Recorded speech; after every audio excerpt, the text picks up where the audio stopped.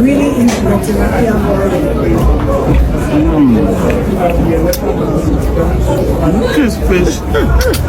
to frame things as problems, but solutions to the challenges that are before us that we get the opportunity to tackle. And I just love that. I think the entire world would benefit if... It's like almost like a circle being joined. So wonderful experience to be here in Ghana, the motherland, and the wonderful people here, the warmth. If the world had a little bit of Ghana in each and every country, it would have been a better place to live in. This was said by a white man who had visited Ghana before, and he's sharing his experience. And also I have other foreigners sharing why they would love to move to Ghana any day, anytime, if they are asked to. I have this and other videos for you. Don't forget to like, don't forget to subscribe. Let's go into the videos. Watch, come back and talk. I think the entire world would benefit if they had more of Ghana in them. So when I first arrived in Ghana back in the early 2000s, it was strangely like I was coming home again. And that's weird for somebody who was born and raised in the United States. I had been to other parts of Africa, but Ghana just somehow clicked with me. And it was immediately a place that I loved and felt at home. I now am a resident of Ghana now. And just over those years, I just became more and more engaged in Ghana. Of course, my friends and associates and community partners, all the great people I get to work with in Ghana just are at the center of my heart. And so I always feel that when I'm away from Ghana, there's something missing, and I feel more whole when I get to Ghana.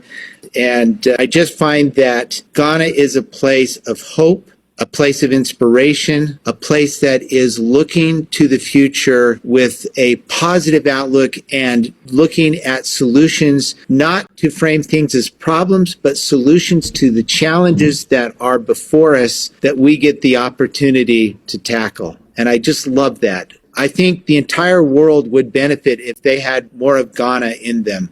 The world has a lot to learn from Ghana. It's been beyond my expectations so far. I mean, our family heritage from the Caribbean, Barbados and St. Lucia, and coming here for the first time, we've seen many similarities in terms of the houses, the food, and so on. So we feel spiritually there's a connection with the Caribbean. You know, it's like almost like a circle being joined. So wonderful experience to be here in Ghana, the motherland, and the wonderful people here, the warmth that's been shown to us. And it's great when people greet you.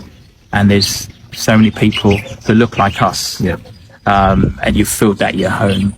And it's that wonderful welcome, Akwaba, that has meaning to it. So I'm really happy to be here. Once again, thank you, Kwabena, Andrew, and all of your team. I'm really enjoying my stay here. So I've been seeing a lot of videos about people asking why Ghanaians in the diaspora seem like they're more excited, they're more emotional, proud to be Ghanaian, or about independence, and even sometimes it feels like more patriotic than the people that actually live in Ghana. And here is my take. When I lived in Ghana, I didn't know that I was black. Maybe, like, of course, literally, like maybe African, like black African. Maybe actually not. Maybe I just knew that Ghana was in Africa, but I didn't think that I don't know. I don't think I knew that I was black or was African, or I even called myself that in the first place. But moving to Canada, I suddenly had this realization that I was black. I was African. I am different. Okay, and that does so much to a person, so much that sometimes others or people that haven't experienced it can't understand. It's so huge, and because of that, to me and to a majority of the people out there, Ghana doesn't just represent a country. To us, or to many of us, it's a place of belonging, a place where I don't have to negotiate, where I don't have to carry my identity. Because being black it wasn't a center of my identity, and it didn't have to be. I didn't even know about that. It didn't have to be. But now I carry that with me wherever I go. It doesn't necessarily mean that you're with a racist person or whatnot. It's just the environment that we're in. It just makes us feel different because we are. And in Ghana, or these type of celebrations or these times, they remind us of who we are as people, sense of belonging, that we're welcome. They be freedom. They love us. Okay. And we're just proud. It's exciting. It's exciting to recognize or be in a space where you don't have to question yourself. I don't have to question or defend my race or my skin color. Like, of course, that's a story for another time. There's colorism even in Ghana, all of that. We'll talk about that later. But as a bigger picture, you don't have to feel like that in that space. So, it's just a reminder of belonging. It's a reminder of peace, of home, yeah. I hope it makes sense, actually. What is your favorite African country? Nigga don't got no favorite African country. I ain't never been there, feel me? The Sudan. Sudan? Yes. Why Sudan? Beautiful women, beautiful dark-skinned women, just skin beautiful, the food, the culture. I like to think I'm Sudanese in the inside. Oh, really? How many wives you got in Africa? Me wives? Yeah. I'm not married. You not married? Yeah. Do you know Ghana? Yeah, I know Ghana. How do you know about Ghana? Ghana supposed to be the best place to go in Africa. That's where I want to go next. You wanna I've go been there to next? Egypt. You've been to Egypt? Yeah. How was your experience in Egypt? It was nice, but when we was doing the terms and all that, I didn't like Okay. too many white people. Okay. I feel like it should be more black people. Okay. Not enough black people, too many white people. I went to a Ghanaian Independence Day event. I knew there was that much Ghanaian music out. Like, damn, I thought they were going to be playing Afrobeats all night. I was sorely mistaken. Yeah, I didn't know y'all got a discography like that shit. Anyways, besides the point, I turned to my friend and I'm like, girl, they're playing so much Ghanaian music. She turns to me and says, yeah, this music sounds like a lot of protein. Safe, my brothers and sisters. Ghana is safe. Ghana is the safest African country that I have been in. Whoever wrote this thing is bullshitting you. Whoever wrote this thing is writing for another agenda. Ghana is safe. Ghana is safe. We have to accept. Ghana's Independence Day celebration in a French primary school. Hey loves, not here. Please don't ask me about that introduction, okay? I just had to. You're welcome to the Independence Day celebration vlog in France. Taste of Ghana. I made them try gari with sugar and milk and granuts.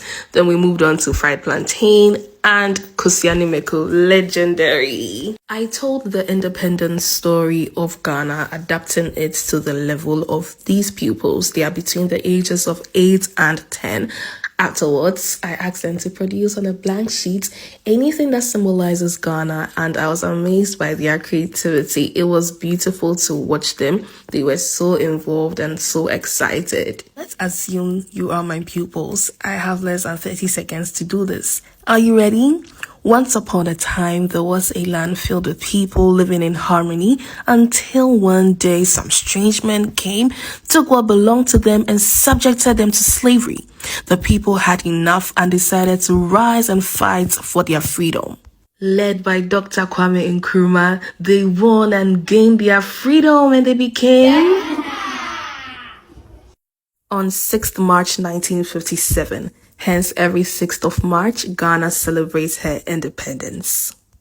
Let's have a taste of Ghana now, shall we? I'm going to leave you to enjoy the rest of the vlog.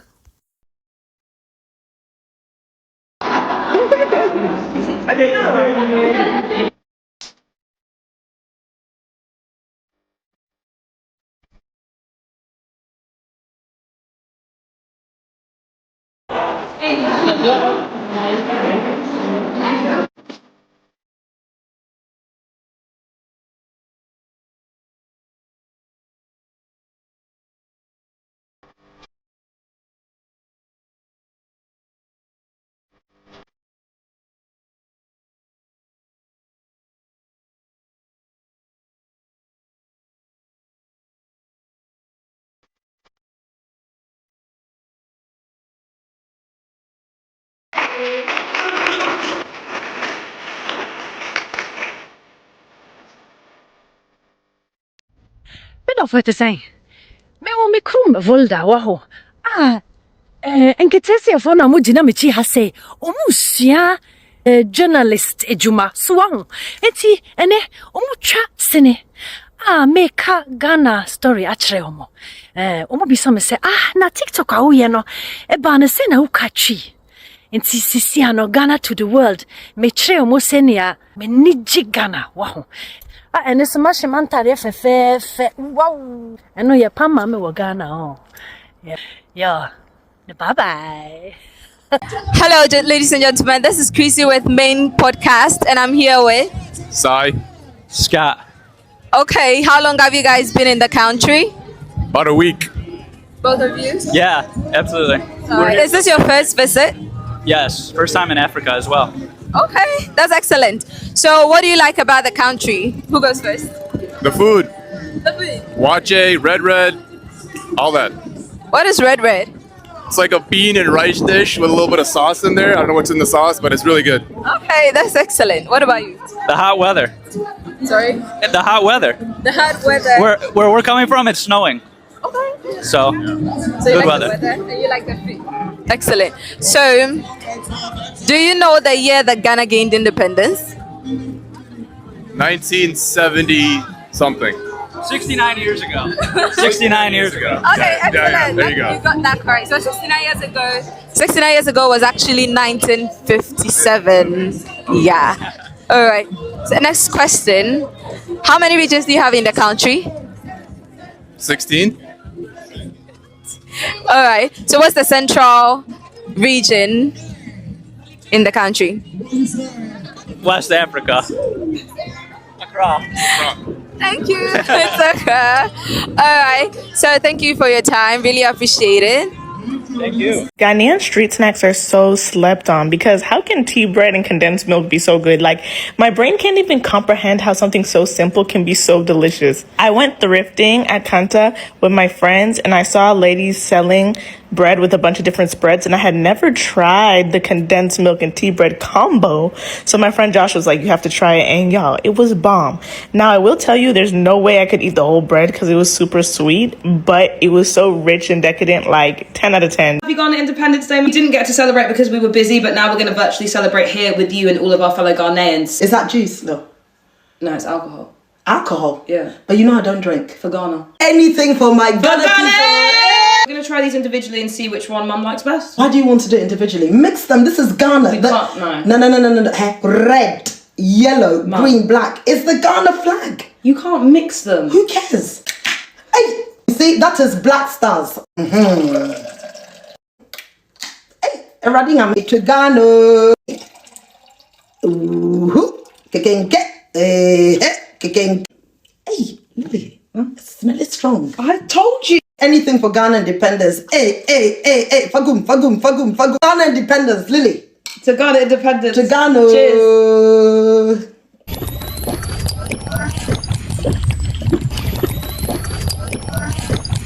How are you drinking that? Have another one for good luck. For Ghana. Jai. Ghana independence. Oh. Ghana independence. Hey. Ghana. Go Ghana. Hey. Go Ghana. Hey. Ho. Hey. Ho. Shine Ghana. Me mommy is a young money fans. Money fans. And some go to me more. Saudi Arabia, Saudi Arabia. Mepe Jenny, mepe white one, red one. Mepe Jenny white. White, mepe Niatra, Umpoma Mako. Debbie, mepe body. Mepe Bakuya, mepe Banche. Debbie. Banche, Debbie. And the Ochre.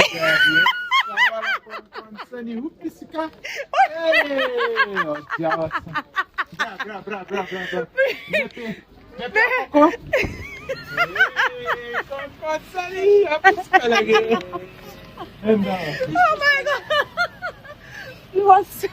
Say hello. Hello, hi. I get to be with Lawaka and Ghana for a day. We're heading to see something that most people don't know about Ghana. Let me back up. This all started with a 2-hour bus ride. We are going to Felakri, one of the only factories that make chocolate locally here in Ghana. Very excited. Here is the crazy part. Ghana grows 20% of the world's cacao, but they don't make the chocolate. Europe does and keeps all of the profit. Good boy. You made me blush. Fair Africa said, nah, we're making it here. Solo powered, bean to bar, all in Ghana. We have arrived in the chocolate factory. First thing they did, gave us a taste. So far we've been having the early stages of chocolate. From the bean, to the nibbles, to the powder. The chocolate will begin very, very soon. Opinions were all over the place. Honestly, kind of bitter, not chocolate yet. But this was just the warm-up. Next stop, the actual cacao farm. Now, I don't know if it was the chocolate we just ate or the heat, but this 20 minutes bus ride turned into a complete chaos. So we finally get to the farm, soaking wet, but ready. I need sunscreen, man. I get more brown. Jeet with the real concerns, and they showed us cacao paws, fresh, growing right on the tree. They cracked one open for us and told us you can eat it fresh right now. And this girl, she went all in. Follow for part 2, which is dropping soon. You're not ready. For all vegans like yourself out there, steak is actually a vegan food, right? Because steaks in the correct environment eat grass. So instead of you directly eating the grass and gaining nothing, the cow will eat the grass, it will turn it into nutrients, and then you will eat the cow.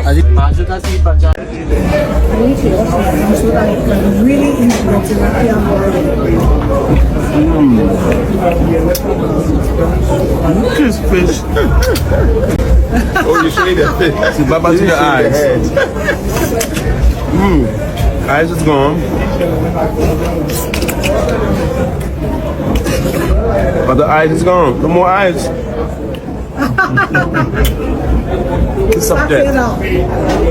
Honestly, this thing that this man said, it makes sense. And it's something that we have actually been saying on here all the time, that listen, this country, Ghana, is a very special country. And what makes Ghana the way it is actually the people. So imagine having in the whole wide world, each and every country having a bit of how Ghanaians are in them in each and every country. Honestly speaking, the world would have been a better place. The world would have been a better place to live in. Now just look at what we are hearing. People just fighting for me, I'll say for no reason, for no just reason. You will never see anyone in Ghana or even any president in Ghana saying they are going to war, going to do whatever that these people are doing. You understand? So I second it, and it's very, very, very, like very true. And the lady talking about when Ghanaians go outside this country, that's when they become more patriotic. Listen, for that thing, I think it's natural. You know, when you are in the country, nothing is so special about you perhaps celebrating the country or doing anything about the country. But the moment you travel out for like a very long time, you will not even experience anything in Ghana. You understand? So the Independence Day is like that particular moment for you to enjoy the country that you come from. That's when people come together and just, you see a lot of Ghanaians in a particular place just enjoying themselves, basically enjoying themselves. So for me, I think, Charlie, it is not something that we should be so surprised about. It's natural, and it's something that happens to anybody. Imagine food, for instance. You'll be eating somebody's food, like in a foreign country, you'll be eating food.